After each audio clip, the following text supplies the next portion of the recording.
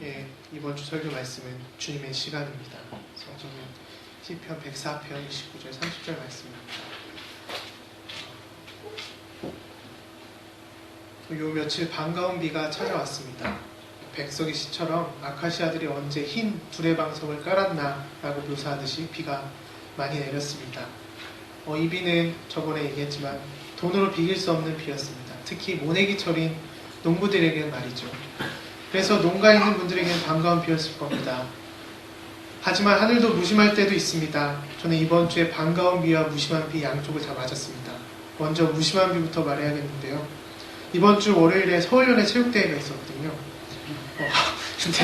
근데 지난 월요일이랑 화요일 그동안 비가 엄청 내렸죠.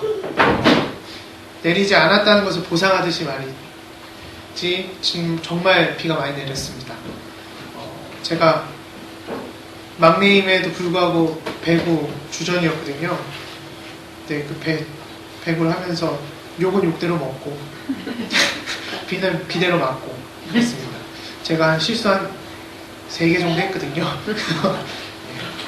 제가 없어지는 줄 알았습니다. 실수 3개 하고 나서 제가 없어지는 줄 알았는데 하여튼 잘 무사히 끝났습니다. 그래서 9시부터 시작했는데 대단한 건 4시까지 그 비가 오는데도 계속 하더라고요. 그래서 하늘이 무척이나 무심했습니다. 그리고 목사님들이 정말 많은데 그 정말 중요한 행사에 비가 엄청 오더라고요. 정말 이게 뭔가 했습니다. 근데 이제 반가운 비는 뭐냐면요. 저는 금토에 강에 내려가서 금토에는 비가 안 내렸지만 또 비가 맞은 건 아닙니다. 반가운 비를 보았습니다. 특히 모내기 하는데 수월했는데요. 장인어른 논에 모내기 하는 것을 조금이나마 도와줄 수 있어서 다행이었습니다. 그런데 제가 그때 또 장염이 걸려서 모내기 하자마자 저녁에 딱 들어 누웠어요. 그래가지고 여러 피해를 주긴 했는데 모내기 하는 거나 또 우리가 텃밭에 상추도 잘 자라고 어제 또 반소 목사님이 상추를 거두러 이렇게 터덜터덜 걸어 나가시는 모습을 보면서 비가 참으로 우리에게 중요하구나 라는 생각을 했습니다. 좋은 만날교회 성도님들은 어떠한 비를 이번 주에 맞으셨습니까? 어느 쪽이든 가뭄에 단비가 내리듯 우리 좋은 만날교회 성도님들 마음과 머리 위에 성령의 단비가 내기를 기도하겠습니다. 정통주의자로 대표되는 독일의 신학자 윌리엄 몰트만이라고 있습니다. 이 사람은 이렇게 얘기합니다. 창조에 대해서 이렇게 얘기하는데요. 성서의 전통에 의하면 모든 신적 활동은 그의 활동에 있어서 영적이다. 비로소 성령이 아버지와 아들의 활동을 완성한다. 그러므로 삼위일체 되신 하나님은 그의 창조물에게 쉼없이 영을 불어넣어준다. 존재하는 모든 것은 계속해서 우주적인 영의 에너지와 가능성들을 받음으로써 존재하고 있다. 그러므로 창조된 모든 현실은 에너지론적으로 이해될 수 있으며 신적인 영의 실현된 가능성으로 파악될 수 있다.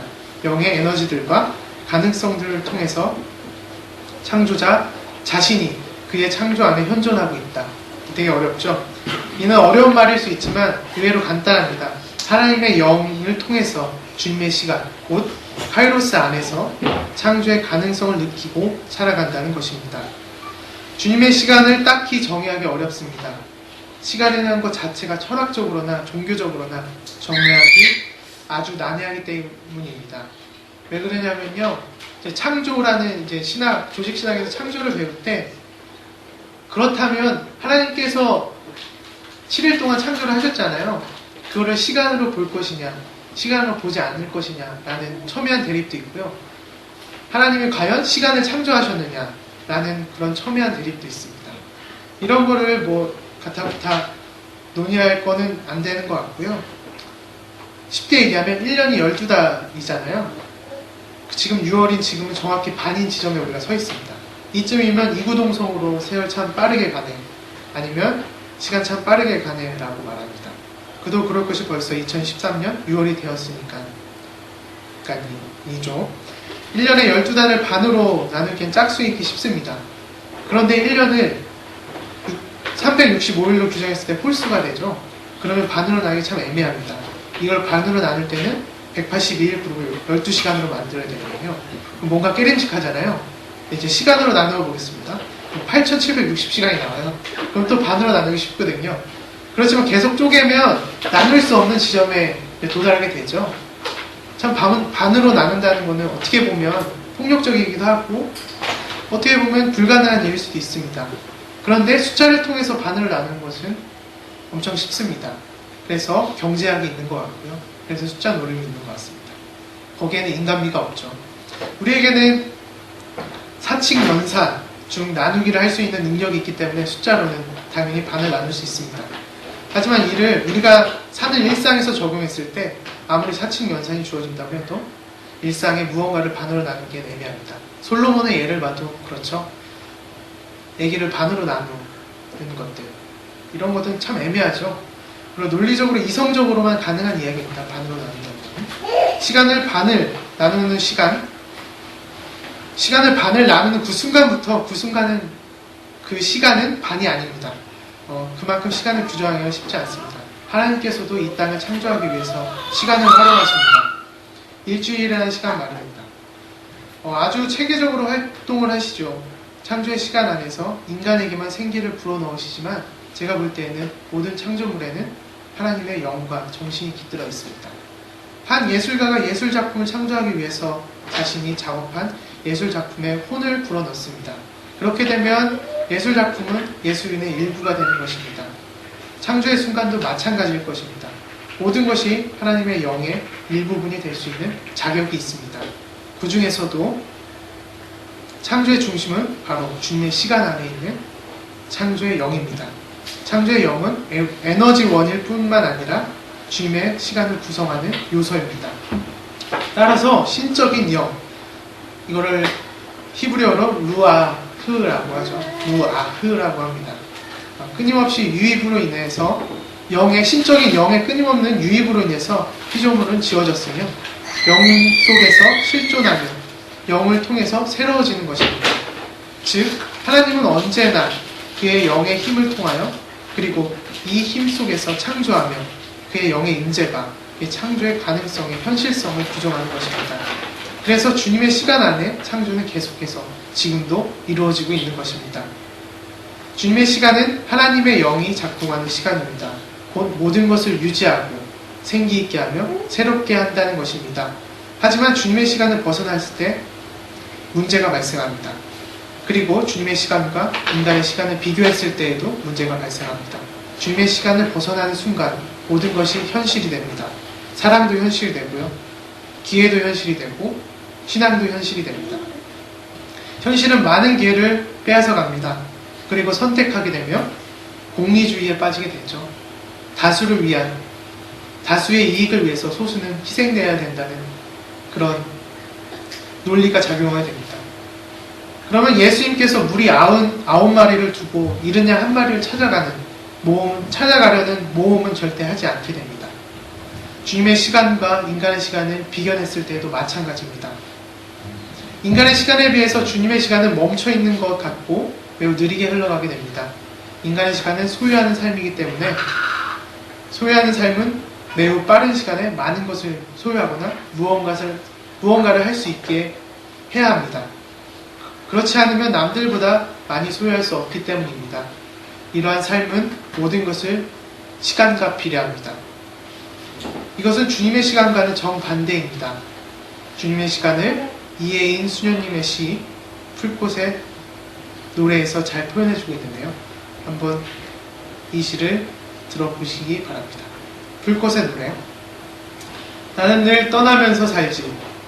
굳이 이름을 불러주지 않아도 좋아. 바람이 날 데려가는 곳이라면 어디서나 새롭게 태어날 수 있어. 하고 싶은 모든 말들 아껴둘 때마다 씨앗으로 연그는 소리를 듣지. 너무 작게 숨어 있다고 불완전한 것은 아니야.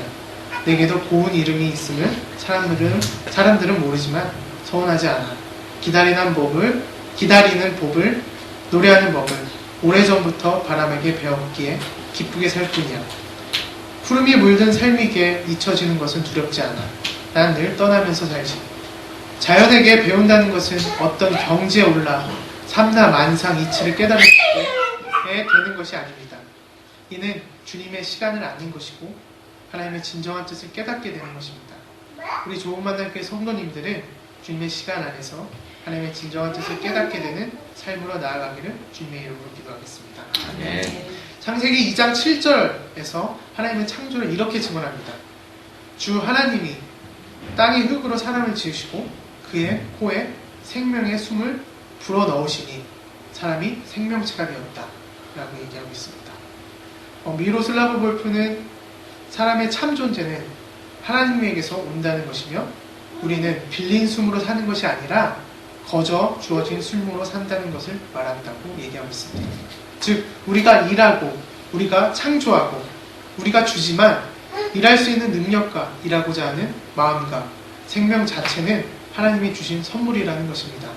그래서 선물을 간직하고 마음에 새길 필요가 있습니다. 그래서 생명은 고귀하고 아껴야 되는 것입니다. 본문도 다음과 같이 말하고 있습니다. 다시 한번 읽겠습니다. 그러나 주님께서 그를 숨기시면 그들은 떨면서 두려워하고 주님께서 호흡을 거둬들이시면 그들은 죽어서 원래 흙으로 돌아갑니다. 주님께서 주님의 영을 불어넣으시면 그들이 다시 창조됩니다. 주님께서는 땅의 모습을 다시 새롭게 하십니다. 아멘. 생명은 본디 하나님에게 달려있다고 하는 것이고 어떠한 식으로도 방해받지 못한다는 것입니다. 종국에는 인간이나 하나님이 만든 생명은 흙으로 돌아가게 됩니다. 그리고 다시금 주님의 영을 불어넣으면 새 창조가 일어나고 땅이 다시 새롭게 됩니다. 바로 생태계의 순환이죠. 그래서 주님의 영이 어느 곳이든 어떤 곳이든 존재하게 됩니다. 이에 대해 벗어나는 순간 일이 발생합니다. 이의 단면을 현대사회에서는 명확하게 보여주고 있습니다. 자연에 깃든 영, 곧 주님의 에너지가 있습니다. 언젠가는 소멸하게 되죠. 다 소멸을 하지 못하고 죽은 영은 그에 합당한 자녀가 남게 됩니다. 어떤 식으로든 자녀가 남게 되는데 좋은 에너지든 나쁜 에너지든 말입니다. 에너지는 균형을 이루어야지만 평화로울 수 있습니다. 하지만 한쪽에서 과잉되게 되면 문제가 발생하게 됩니다. 곧 자연 파괴와 생태계 파괴는 에너지 과잉으로 인간에게 다시금 위협과 생존의 문제로 다가오게 됩니다. 인간도 마찬가지인 것 같습니다. 여기서 영이 나오죠. 영은 여성 명사입니다. 따라서 창조의 이 신적인 삶은 남성적 운유로 파악될 것이 아닙니다. 여성적 운유로 파악되어야 되는데요. 이거와 똑같이 여성 명사인 지혜가 아니라 지혜도 여성 명사입니다. 여성 명사인데요. 이거는 이 지혜도 여성 명사인 창조를 통해서 파악될 수 있는데요. 이는 잠언 8장 22절에서 36절 말씀에 나타납니다. 한번 교독하겠습니다. 제가 먼저 읽겠습니다. 주님께서 일을 시작하던 그 태초에 주님께서 모든 것을 지으시기 전에 이미 주님께서는 나를 데리고 계셨다. 영원전 아득한 그 옛날 땅도 생기기 전에 나는 이미 세움을 받았다. 아직 깊은 바다가 생기기도 전에 물이 가득한 샘이 생기기도 전에 나는 이미 태어났다. 아직 산의 기초가 생기기 전에 언덕이 생기기 전에 나는 이미 태어났다. 주님께서 아직 땅도 들도 만들지 않으시고 세상의 첫 흙덩이도 만들지 않으신 때이다.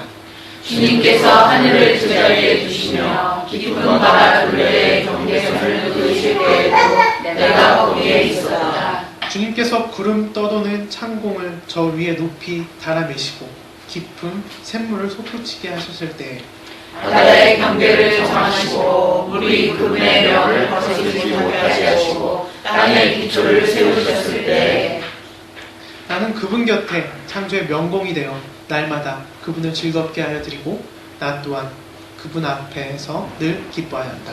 그분이 지으신 땅을 즐거워하며 그분이 지으신 사람들을 내 기쁨으로 삼았다. 그러므로 아이들아 이제 내 말을 들어라. 내 길을 따르는 사람이 복이 있다. 내 흉계를 들어서 지혜를 얻고 그것을 무시하지 말아라. 날마다 나의 문을 지켜보며 내 문설주 곁에 지키고 서서 내 말을 듣는 사람은 복이 있다. 나를 얻는 사람은 생명을 얻고 주님께로부터 은총을 받을 것이다. 다 같이 읽겠습니다. 그러나 나를 놓치는 사람은 자기 생명을 해치는 사람이며 나를 미워하는 사람은 죽음을 사랑하는 사람이다. 자연을 통해서 우리는 지혜를 배우는 것입니다. 지혜를 통해서 삶의 원천을 발견하는 것이기도 합니다. 이것이 주님의 시간 안에 있는 성령, 곧 생기 있는 생명을 발견하는 것입니다.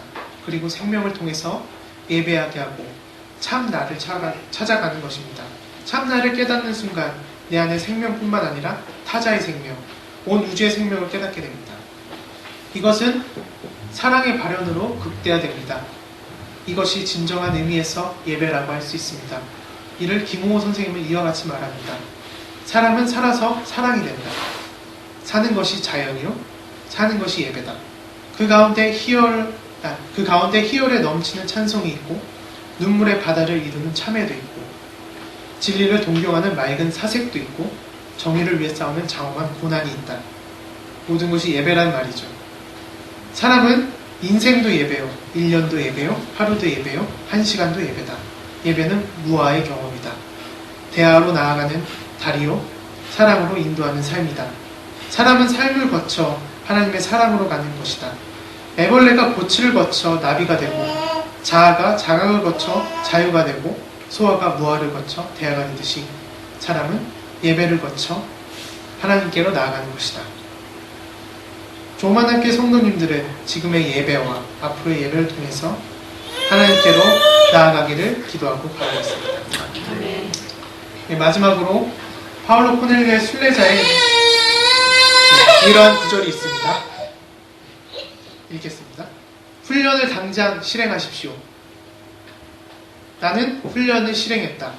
멀리서 한 여인의 목소리와 바람소리가 들려왔다. 어느 순간 나뭇가지가 부서지는 소리도 들렸다. 어려운 훈련이 아니었다. 그 간명함에 나는 매료되었다. 나는 땅바닥에 길을 바짝 붙인 채 둔탁한 대지의 소리를 들었다. 점차 소리들을 구분해서 들을 수 있었다.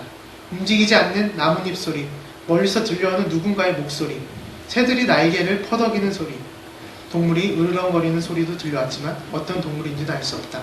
15분의 훈련 시간은 눈 깜짝할 사이에 지나갔다. 시간의 흐름에 따라 이 훈련은 올바른 결정을 내리도록 도와준다는 걸 알게 될 것입니다. 어떻게 보면 진리는 되게 단순할 수도 있고 우리의 훈련 방식도 단순할 수도 있고 우리의 삶의 방식도 단순할 수 있습니다. 그 단순한 안에서 우리가 얼마만큼 그 단순함을 받아들이고 단순함을 행하는지에 달려있는 것 같습니다. 저는 다른 방식으로 말하겠습니다. 예배하십시오. 이 예배는 이런 예배입니다. 삶의 장엄함 앞에서 예배하고 사랑으로 그리고 나눔으로 예배하십시오 라는 말입니다.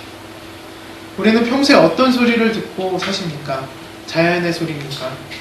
아니면 일반 소음에 사로잡혀 살고 계십니까?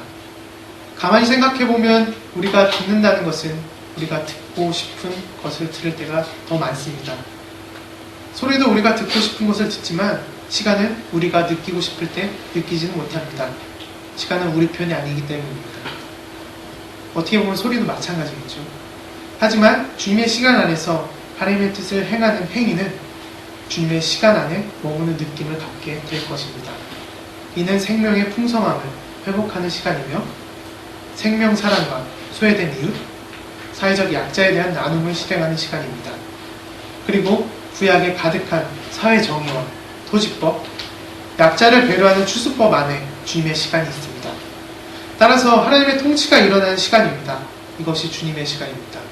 그리고 좋은 만남 교회 성도님들의 주님의 시간입니다. 환경 주일인 6월 첫째 주 주님의 시간에 머무는 우리 좋은 만남 교회 성도님들이 되기를 기도하겠습니다. 기도하겠습니다.